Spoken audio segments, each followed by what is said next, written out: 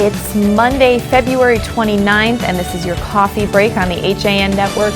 I'm Kate Czaplinski, bringing you the latest local news. Rob Adams joins us with the forecast and a local sports update, and Donna Lang will take a look back on leap days past. But first, getting to today's news. A high school student is dead following an early Sunday morning crash in Shelton.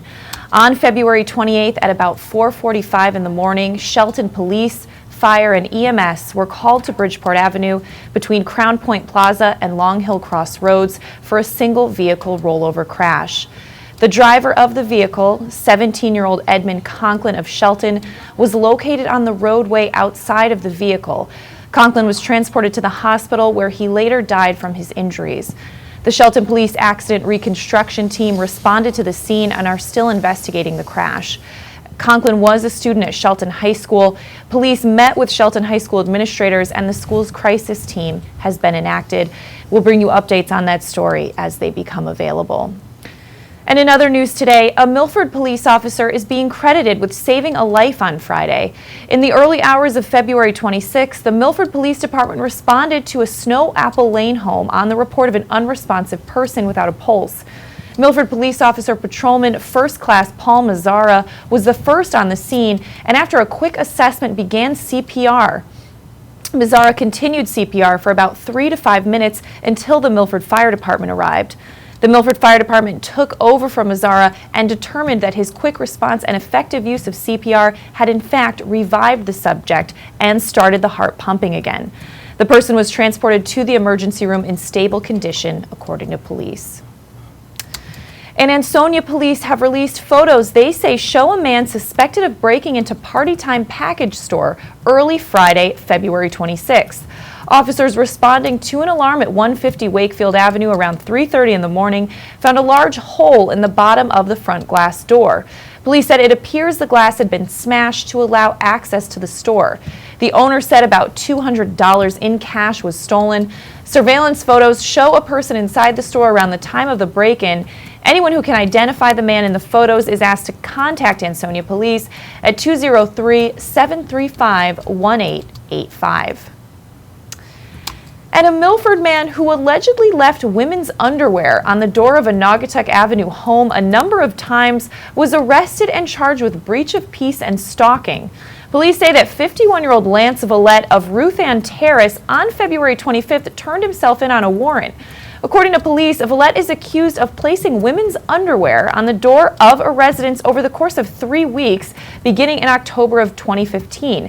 The victim didn't know why the garments were left there and told police the events happened almost every day. Villette was released on a promise to appear in court on March 22nd.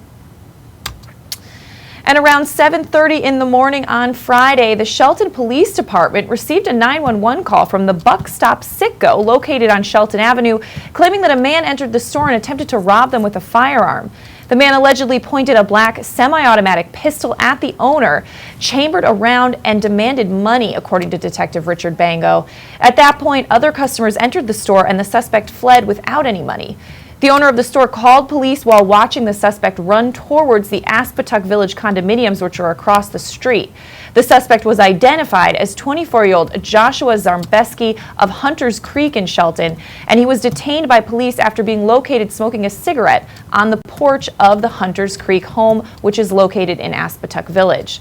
The gun used in the robbery was later recovered by detectives and was determined to be stolen. Zarmbeski was arrested and charged with criminal attempt at robbery, criminal possession of a firearm, theft of a firearm, and carrying a pistol without a permit. 2 Easton residents questioned during public comment at a February 18th Board of Selectmen meeting why Raymond Martin remains a member of the Police Commission and Planning and Zoning Commission after his arrest last May by federal law enforcement agencies. The Easton Courier reports that Martin also attended the Selectmen's meeting and spoke during public comment.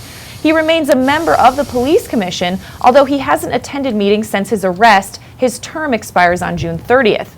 Martin is also an active member of Planning and Zoning Commission, where he serves as an alternate, and of the Easton Republican Town Committee, where he has been the nominating chairman but no longer holds that post.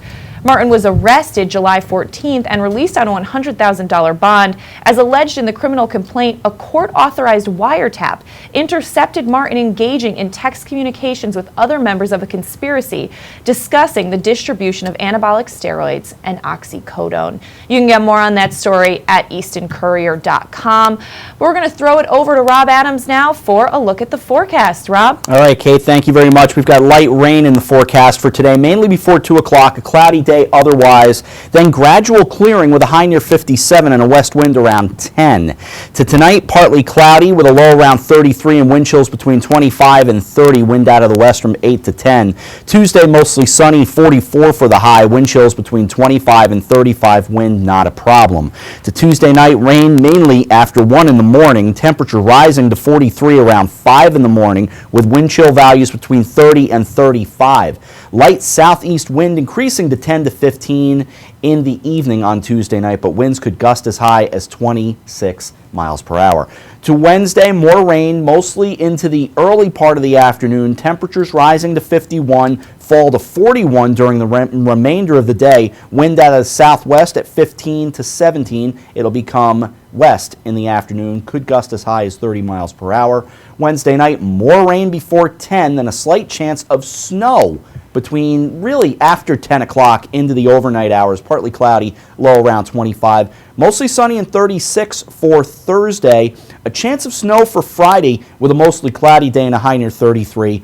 Saturday 37, Sunday 41. We're just in a roller coaster as March does what March does. Right now around the region, Greenwich, you're at 51, Ridgefield at 49, and right here in Shelton, 54 degrees, Kate. All right, thanks, Rob. Well, we're going to take a break. When we come back, Donald Ang takes a look back on this day in history. Rob has a big sports update to tell you, a lot of excitement over the weekend, and we have a lot more news coming up after this. Had a sports injury that needs immediate care? Coastal Ortho Express Urgent Care gives you direct access to an orthopedic specialist quickly. Their highly trained orthopedic professionals expertly treat you without an appointment. Skiing, snowboard, or sports accident, sprain or fracture, Coastal Ortho Express can help. Coastal Ortho Express Urgent Care open Monday through Saturday in the iPark building at 761 Main Avenue in Norwalk. Call 203-845-2070 or coastalorthoexpress.com. Find them on Facebook at Coastal Ortho CT. Darien Sport Shop is a unique store because it's a family store. A busy mom can come in with kids in tow and find everything she needs for them, and even find a dress for herself for Saturday night. And if she's in a rush, she can simply go home and order it from us that night. We'll deliver it the next day. The Darien Sport Shop. We're pretty on the outside and amazing on the inside. Conveniently located with free and easy parking at 1127 Post Road, Darien, Connecticut. Or shop us online at dariensport.com. It's the new year. The to-do list is long and it's easy to feel pulled in many directions at once. Your professional personal shoppers at Walter Stewart's are ready to check groceries off your list by shopping for you. Save extra time this year and spend it doing more important things. Great food and wine delivered to your home with the same-day service. Shop Stewart's online at stewartsmarket.com.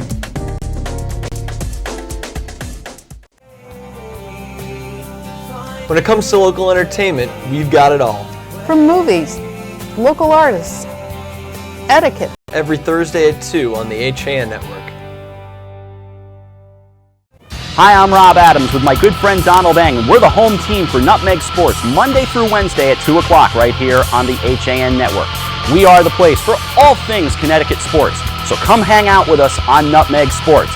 Don? They don't call him the best color man in the game for nothing. Nutmeg Sports, 2 o'clock, Monday through Wednesday, right here on the HAN Network.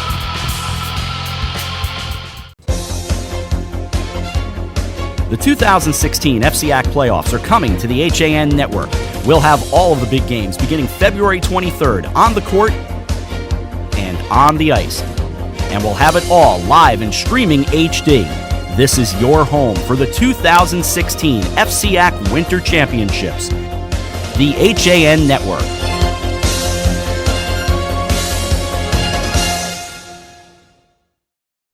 We're back on this Monday edition of your coffee break on the HAN Network. I'm Kate Czaplinski. It's time to throw it over to Donald Ang, who's going to take a look back on Leap Days past. Don. I was going to say, a historic award on a historic day. Leap Day only comes around every 4 years, but not quite. Actually, we have 97 Leap Days every 400 years, and even that is not quite correct, but it's an interesting story. Although most modern calendars have 365 days, a complete revolution around the sun, the so-called solar year, takes about 365 days, 5 hours, 48 minutes, and 46 seconds. An extra 24 hours thus accumulates every 4 years, requiring that the extra calendar day be added to align the calendar with the sun's apparent position. The ancient Egyptians knew this, and possibly at the urging of his girlfriend Cleopatra, Julius Caesar in 46 BCE revised the Roman calendar from 355 days into the current 12-month, 365-day calendar we have today.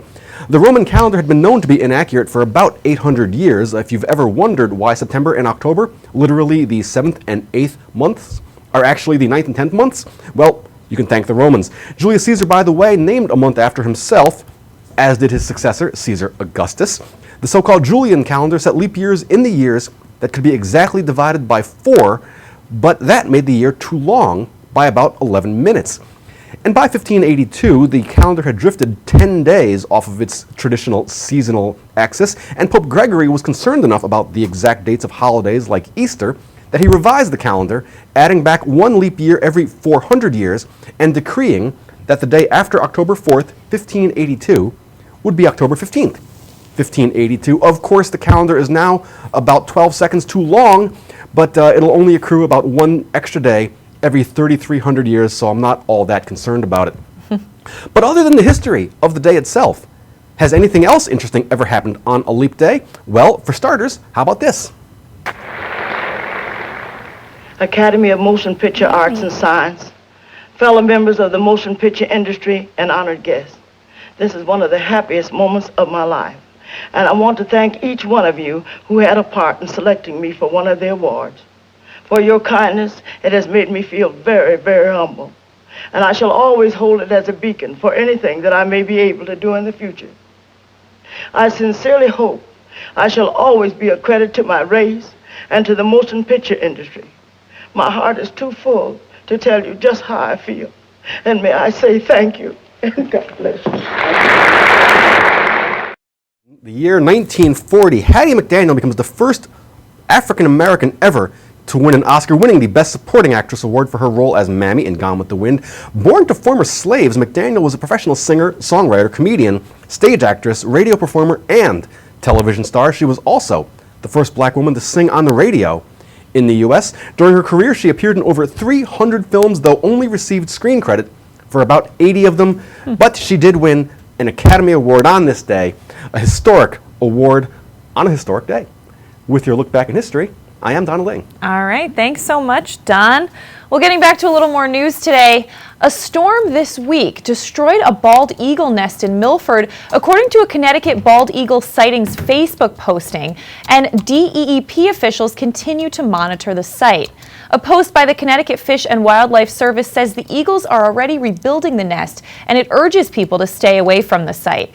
They wrote in part that before the nest was destroyed, the adult eagles were actively incubating 1 egg. The posting states that a DEP ENCON officer visited the site and confirmed that the nest had been blown from the tree in the high winds and the egg did not survive the fall.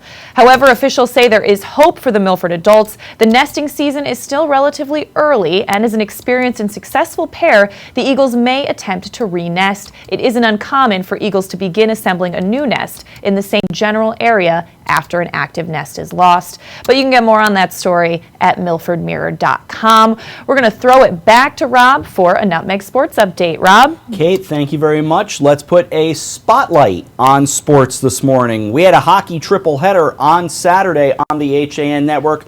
3 games that we'll take a look at in just a moment. The Darien Blue Wave won the FCAC girls hockey title with a 2-0 win on shutout Saturday, as we called it, at Terry Connors Rink. MVP Georgia Cassidy scored twice to give the Wave their 4th title in a row. Emily Giannunzio made 12 saves to get the win. Outstanding performance by the Blue Wave. In Game 2, the Ridgefield Tigers shut out the New Canaan Rams in the boys' quarterfinals 4-0. Pete Sareth scored twice, while Jeff Purcella and Jimmy Wilkinson added single goals to help the Tigers advance to the semifinals, where they will play the top-seeded Greenwich Cardinals Wednesday at 7.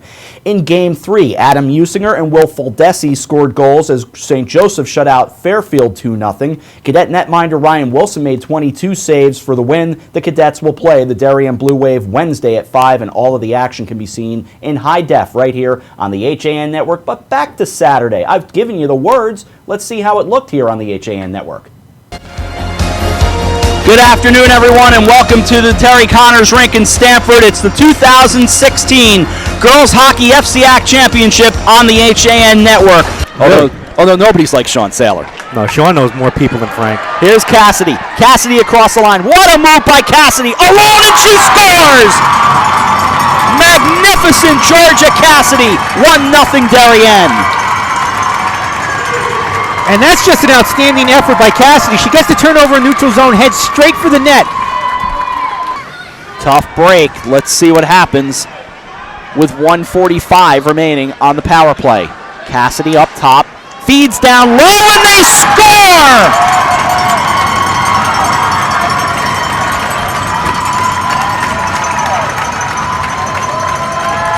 And that was just a scenario. Darien was able to get a little bit of traffic in front of Amanda Hill, and she just lost the puck.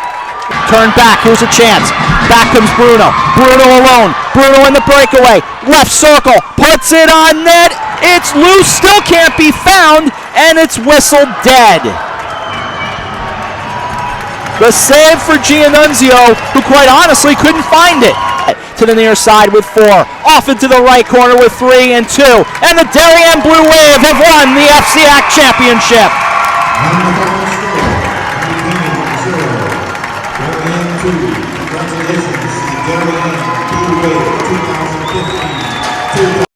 I'm Rob Adams, happy to have you along as the number 5 New Canaan Rams take on the 4 seed, the Ridgefield Tigers. Again, modeled after the Chicago Blackhawks Winter Classic jerseys. Those are beautiful sweaters. Brought across and down the left side. It'll go into the corner. That was Jack Stafford, the junior for Ridgefield. Held in at the right point. It goes on net and they score! Just tipped in. Ridgefield grabs a 1-0 lead behind the net. And Rob, that's Windus' stick on the ice. He's got one of his defensemen right there. As they score to make it 2-0. It was Shane Pickering who gave his stick to Windus after he lost it to the corner, and that puck slipped in through the 5-hole, I believe. Blast coming, deflected off and blocked into the left corner. Pushed right back out, but nobody home for the Rams, so it'll be taken back. Jimmy Wilkinson starts back from right to left, goes to the right circle, sent into the right circle, and he scores!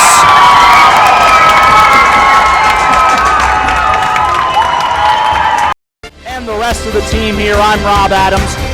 It's the 6-3 showdown in the FCAC quarterfinal playdowns. And the first period comes to an end, scoreless. No broadcaster jinx. St. Joseph now moving from right to left, and 17 seconds gone by. Foldesi gets across the line, has a man to his right. Usinger on net, and he scores! And Cater, it's just like you said, you want to try to get him sliding side to side and shoot that puck in low, and that's exactly where Usinger finished, through the 5-hole there. That was a good call. Across the line, Usinger, backhand, save made, Grace looking for it, and they score! There's the deadly goal. It's a power play goal with 3:45 to go. St. Joseph up 2-0. Here the left point kept in, down to 4. Playing it there, Usinger bounces it off the glass. Emmendorfer will watch it roll away, and this one is over. St. Joseph will move on to the semifinals on Wednesday. So congratulations to all the winners. We will have more action with the boys taking place on Wednesday night. Looking forward to those semifinals. Championship on Saturday. We'll have it all here on the HAN Network. As for girls basketball on Friday night, Stanford beat Fairfield Ward in the girls FCAC basketball championship. Tiana England won MVP honors, taking over the game in the second half with 16 points, 19 total. The Black Knights defeated the Mustangs 56-48. Boys basketball quarterfinals at Fairfield Ludlow. West Hill beat Stanford 47-40. It took 2 overtimes for Trumbull to beat Ridgefield 51-46. Wilton in double OT beat Ward 92-88, and Danbury by a point over Ludlow 49-48. That means Trumbull will face number 6 West Hill at 5 p.m. and number 1 Danbury will play number 5 Wilton at 6:30. We will have all of the action right here on the HAN network, and please note those are different start times for both hockey and basketball on Tuesday and Wednesday nights. But the bottom line is this, off and running at 5 o'clock on both nights. That's a change, though. From the CIAC Class LL girls basketball, Greenwich over Avon 74-55, Glastonbury upends Darien 46-32, Ward over Lyman Hall, Stanford beat Ledyard by 30, Ridgefield doubles up Newtown 42-21, Southington over Norwalk, and Wilton beat Kennedy 54-45. For the 45th time in 46 years, the Greenwich Cardinals have been crowned the kings of FCAC boys swimming and diving, 457 points to finish 60 points ahead of runner-up Darien. Also from Dave Stewart, the Cardinals were a perfect 2 for 2 in gymnastics championships this season as they captured the first state championship in Class L, in the meet on Saturday at Pomperog High School. So congratulations to Greenwich. On the schedule tonight, Simsbury and Trumbull in Class LL girls basketball first round action. Hamden is at Ludlow. From Class L, it is St. Joseph at Wethersfield. And from the state girls ice hockey quarterfinals, a doubleheader at the Darien Ice Rink. Hall and Conard play New Canaan at 6, Ridgefield and Darien, and that at 7:40 in all FCAC matchup. That championship is Saturday night in West Haven. With sports, I'm Rob Adams. Nutmeg Sports at 2 o'clock. Lots to talk about. We'll have it for you right here on the HAN Network. Kate? All right. Thanks, Rob. Well, we're going to step out for a break. When we come back, we have a lot more local headlines on your coffee break after this. I really wanted something that felt like a home. Coming from a big house, I wanted the feel of a home as opposed to a condo. The construction is incredible, whether it's the floors, the fireplace, the moldings, the lighting. It's as peaceful as my home was in the middle of the woods. It feels like a house. It does not feel like a condo or a townhome. I feel like I'm in my house.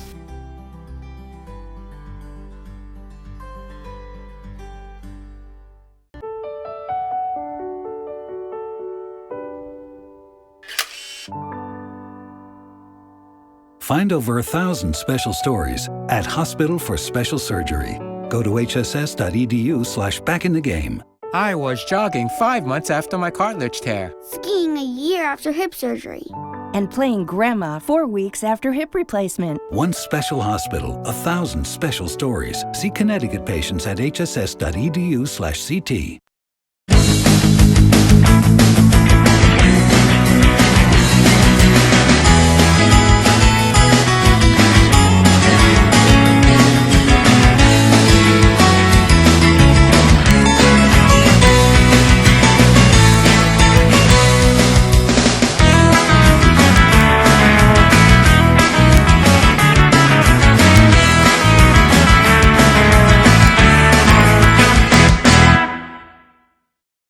Here at the Organic Yard, we use bionutritional products in our lawn care programs, which reduces the need for fertilizers, nitrates, phosphates, and pesticides up to 80%, making a safer environment for your family and pets. With our organic lawn treatment, you'll receive vigorous, healthy plants with improved root development and better drought resistance. Enroll now in our 2016 Organic Yard program and get a free organic deer tick treatment. Call us today at 914-764-5491 or go to our website at millerslandscapinginc.com. I'm John Kovach.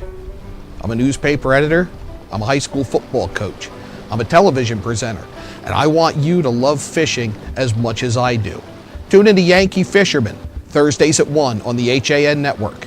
It's like going to the tackle shop without leaving your office.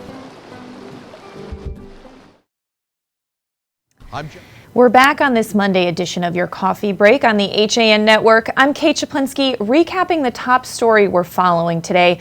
A high school student is dead following an early Sunday morning crash in Shelton. On February 28th at about 4:45 in the morning, emergency responders were called to Bridgeport Avenue between Crown Point Plaza and Long Hill Cross Roads for a rollover crash. The driver of the vehicle, 17-year-old Edmund Conklin of Shelton, was located on the roadway outside of the vehicle. He was transported to the hospital where he later died of his injuries.